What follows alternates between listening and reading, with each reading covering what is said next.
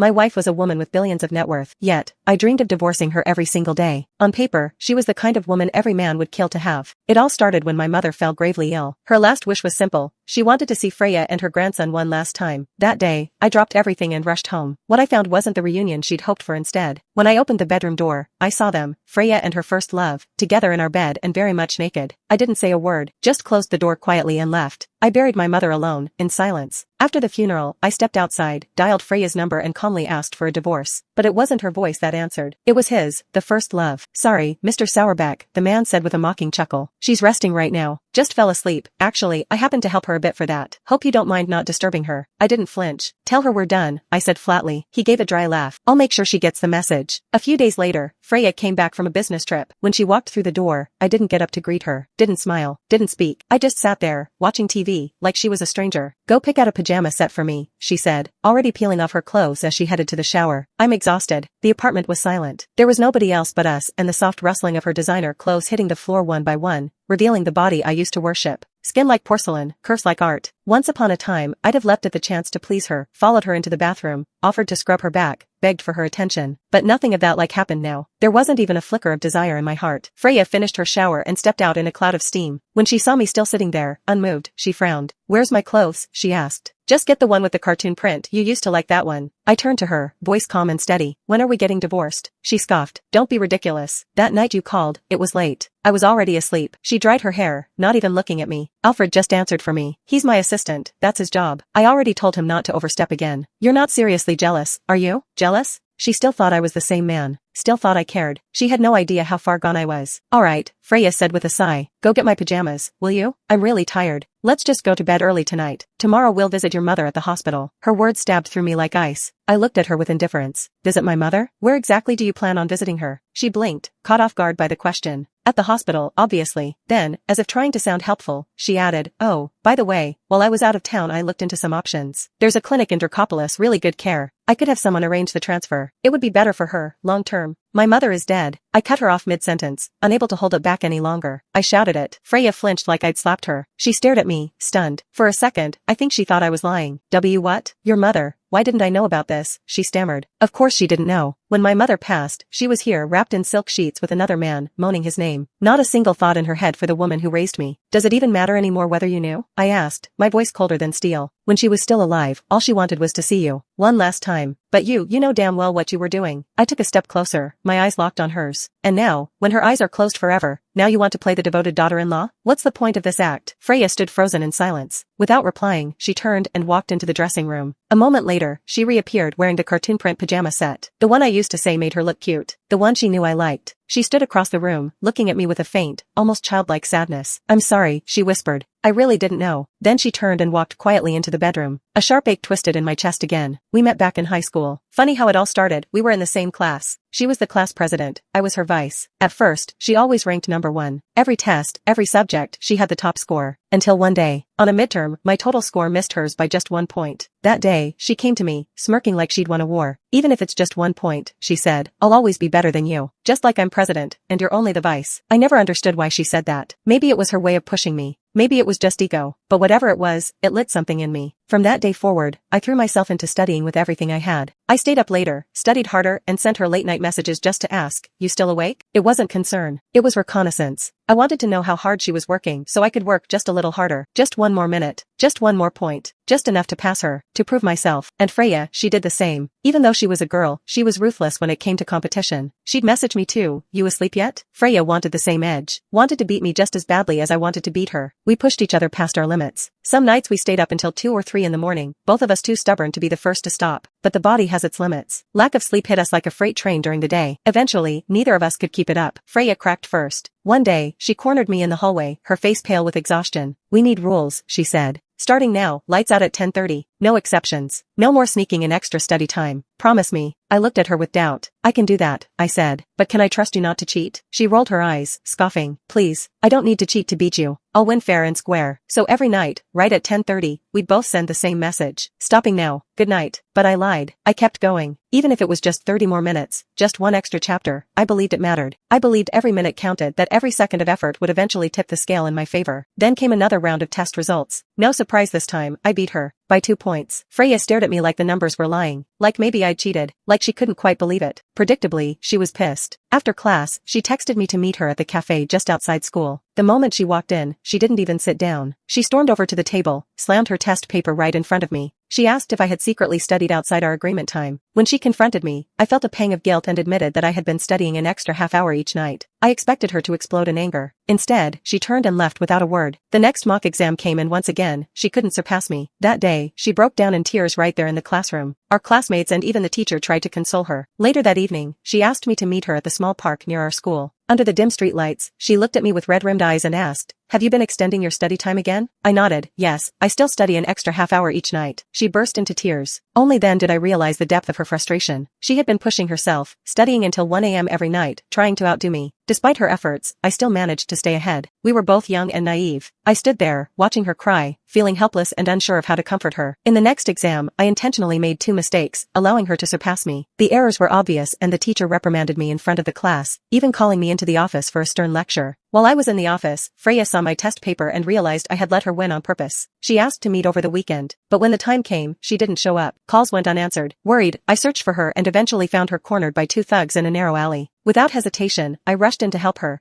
taking a beating that left me hospitalized. During my recovery, she visited me every day after school, bringing class notes. We studied together, sharing those quiet moments. Eventually, we both got accepted into the same university. It was then that she confessed her feelings to me. After we started dating, I discovered that she came from a wealthy family, a true rich heiress.